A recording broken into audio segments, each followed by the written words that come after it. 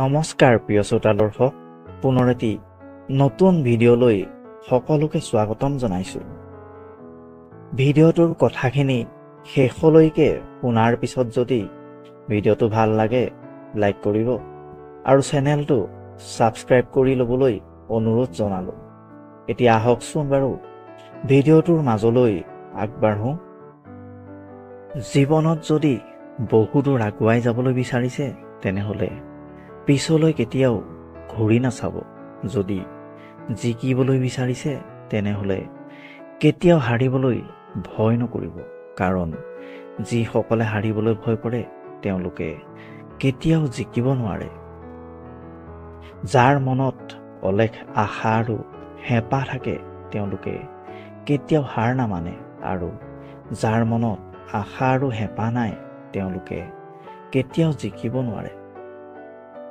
জীৱনত বেয়া সময় অহাটো ভাল, কাৰণ বেয়া সময় নাহিলে কেতিয়াও মুখা পিন্ধা মানুহবোৰ চিনিব নোৱাৰিব। আনৰ ক্ষতি কৰাৰ পৰা বিৰত থাকক। আনক ক্ষতি কৰিলে নিজৰ ক্ষতি হ'ব। সেয়েহে আনৰ ক্ষতি কৰিবলৈ গৈ নিজৰ ক্ষতি মাতি নানিব। অলপ দেৰি হ'লেও আপুনি যি বিচাৰে সেয়াই হ'ব। মনত ৰাখিব, আপোনাৰ সময়হে বেয়া, আপোনাৰ জীৱনটো কিন্তু বেয়া নহয়। মাথো অপেক্ষা কৰক, সময়ে আপোনাক সকলো ঘূৰাই দিব। কাৰোবাক কন্দুৱাই নিজেই যদি ডাঙৰ মানুহ হ'ম বুলি ভাবিছে তেন্তে সেইটো আপোনাৰ ভুল, কাৰণ সেইটো অধিকাৰ বিধাতাই কাৰো বাবে সৃষ্টি কৰা নাই। কাৰোবাক যিমানেই কাষৰ পৰা চিনি নাপাওক কিয় কেতিয়াও সকলো কথা খুলি নক'ব, কাৰণ মানুহ পৰিৱৰ্তন হওঁতে 1 ছেকেণ্ড সময়ো নালাগে। ভাল পোৱা মানুহ জীৱনলৈ অহাতকৈ ভালে ৰখা মানুহ জীৱনলৈ অহাটো বহুত বেছি জৰুৰী। কাৰণ মাজে মাজে কিছুমান মানুহে প্ৰমাণ কৰি দিয়ে যে তেওঁলোক বিশ্বাস আৰু ভাল পোৱাৰ যোগ্য নহয়।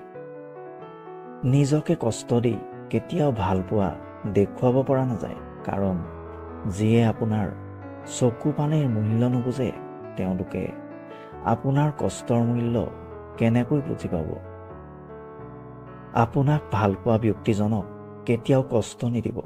যাক আপোনাৰ প্ৰয়োজন তেওঁক কেতিয়াও ব্যস্ততা নেদেখুৱাব। এজন ভাল চৰিত্ৰৰ মানুহে আপোনাক সদায় ভালেই ভাবিব, আৰু এজন বেয়া চৰিত্ৰৰ মানুহে তেওঁৰ দৰেই আপোনাক বেয়া বুলি ভাবিব। যাৰ চৰিত্ৰ যেনেকুৱা তেওঁৰ চিন্তা ভাৱনাও তেনেকুৱা। জীৱনক ৰঙীন কৰিবলৈ ৰঙৰ প্ৰয়োজন নহয়, প্ৰয়োজন হয় এটা ভাল সম্পৰ্কৰ। প্ৰিয়জন যিমানেই ডাঙৰ মানুহ নহওক কিয় আপুনি তেওঁতকৈ ডাঙৰ হোৱাটো তেওঁলোকে কেতিয়াও নিবিচাৰে। এয়াই সত্য। মানুহৰ জীৱনলৈ যদি বেয়া সময় নাহে তেনেহ'লে আপোনজনৰ মাজত লুকাই থকা পৰ আৰু পৰৰ মাজত লুকাই থকা আপোন মানুহবোৰক আপুনি কেতিয়াও চিনিব নোৱাৰিব। যদি কেতিয়াবা নিজকে অকলশৰীয়া অনুভৱ হয় তেতিয়া মনত ৰাখিব, এই পৃথিৱীলৈ আপুনি অকলেই আহিছিল। জীৱনত অকলে থকাটো প্ৰয়োজন, কাৰণ সকলোতকৈ জটিল সময়বোৰত অকলেই যুঁজ দিবলগীয়া হয়। যদি কষ্টত থাকে তেতিয়া বুজিব যে পাপ ক্ষয় হৈছে, আৰু যদি আনন্দত থাকে তেতিয়া বুজিব যে পুণ্য ক্ষয় হৈছে। এই পৃথিৱীত আমি কিমান দিন জীয়াই থাকিম সেইটো গুৰুত্বপূৰ্ণ নহয়, মানুহৰ মনত আমি কিমান দিন থাকিম সেইটোহে গুৰুত্বপূৰ্ণ কথা।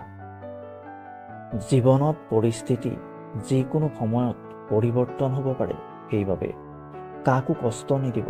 আজি হয়তো আপুনি শক্তিশালী, কিন্তু মনত ৰাখিব সময় আপোনাতকৈও শক্তিশালী। থকা ঘৰটো সৰু হওক কোনো কথা নাই, কিন্তু মনৰ ঘৰটো সদায় ডাঙৰ কৰি ৰাখিব। প্ৰিয় শ্ৰোতা দৰ্শক, ভিডিঅ'টোৰ কথাখিনি শুনি যদি ভাল লাগিল কমেণ্টত নিজৰ মনৰ অনুভৱ প্ৰকাশ কৰিবলৈ নাপাহৰিব। পুনৰ এটি নতুন ভিডিঅ' লৈ অহাৰ প্ৰতিশ্ৰুতি দি আজিলৈ বিদায় লৈছোঁ। ধন্যবাদ।